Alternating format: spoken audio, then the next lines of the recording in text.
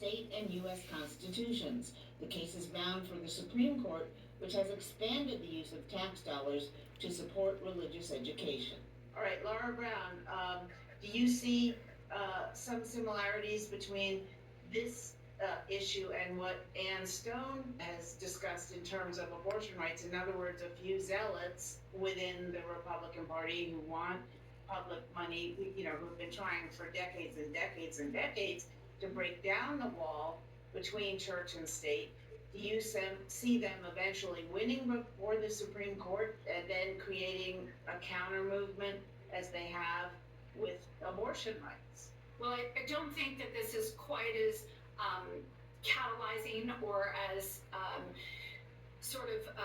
something to build as strong of a movement. We've seen over the last 20 years more and more Americans becoming secular, so I think it's harder to actually even engage more than the traditionally religiously observant in this issue. And those individuals who are pushing the court have largely failed before the court. So I think it is important that the First Amendment is very clear that the government has no role in establishing a religiously affiliated institution, and that was really what was at issue here. It wasn't just about, say, voucher money or something that I have long wondered about, which is federal student loan dollars going to support religious colleges.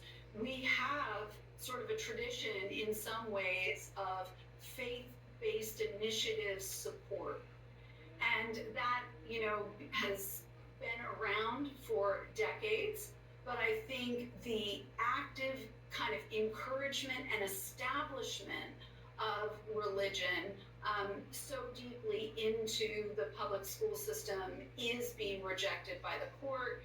And I imagine it will continue to be rejected because, as many people know, this is not simply about Christianity. It is about all of, the potential religions or purported cults that may decide that they are a religion.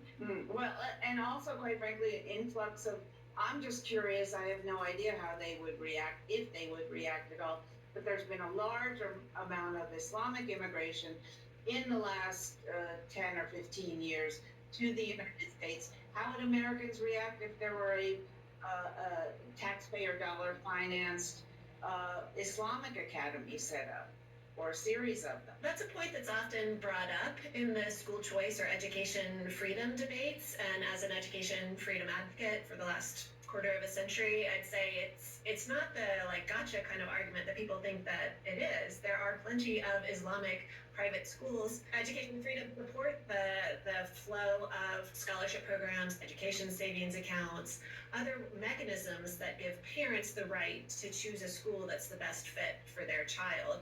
We are talking about a different mechanism with this state charter school. It's a virtual school, actually, that has a Catholic affiliation. And I want to share good news for Oklahoma families who wanted to send their kids to this charter school.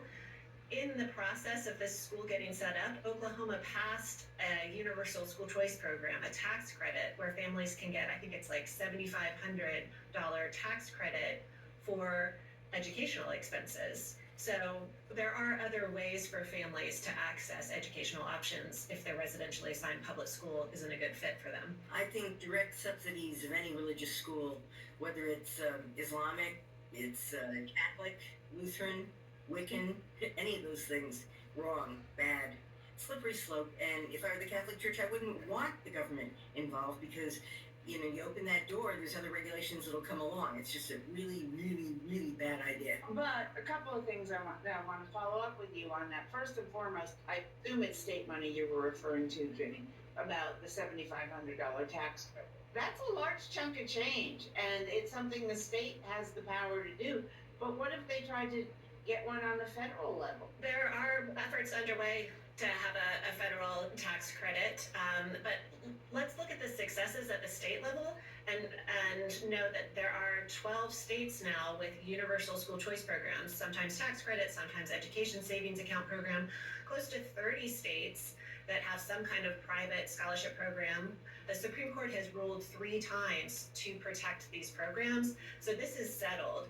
If the state has established an education freedom or a school choice program, they award scholarships to families. They don't directly fund the schools. They direct it to the families. The state can't discriminate. The state doesn't have to establish a program, but if it does, the Supreme Court has said repeatedly the state can't discriminate against religious institutions because they are religious. And Ginny, do you know what Bill Clinton's position was? You know, Bill Clinton was one of the biggest proponents of school choice, one of the earliest on the national level. And do you know what his position was on scholarships? I think he was okay with them. He was more outspoken on charter schools. Scholarships were at the beginning of their growth in his era, but school choice used to be very bipartisan. Cory Booker in the Senate was an example of a supporter. Joe Lieberman, huge supporter of school choice. So there was plenty of bipartisan support among national politicians, and there still is at the state level, which is encouraging to see. One of the most fundamental propositions in our Constitution is the separation of church and state. That's why I was shocked to see any funding of anything state church related, and that's why the Oklahoma Supreme Court didn't have any problem with this issue. Fundamental in our Constitution is the separation of church and state, and that goes for schools as for anything else. But we know, the height of the separation was probably in the 60s and 70s, and there's been a religious backlash against that, and they've been trying to take down the wall brick by brick by brick ever since. Once they pull the last brick out of the wall and it collapses, do you see this as an issue today that would energize voters to change that policy? It certainly will energize constituents of this of Oklahoma, and I think that it will energize Americans throughout the United States when they see something as blatant as this happening so late in our country, when I thought this was a settled issue. Well, private schools do receive direct federal funding for, say, the federal school lunch program. Some receive funding for other initiatives, but by and large, they don't want to, because they want the freedom from the bureaucracy and the paperwork and the reporting requirements that come.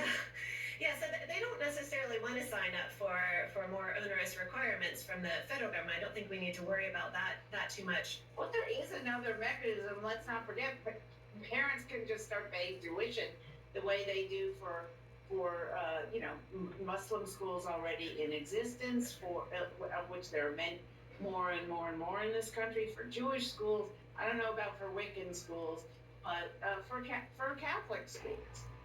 So that is an option too. It's just not everyone can afford it. Bonnie, you asked whether or not this would be an energizing issue. Do you know what created the moral majority? It was when the federal government wanted to go in and fool with the tax status of religious schools. So that would energize them. This won't. This is not the same kind of thing. all right. Thank you all for a very enlightening discussion. That's it for this.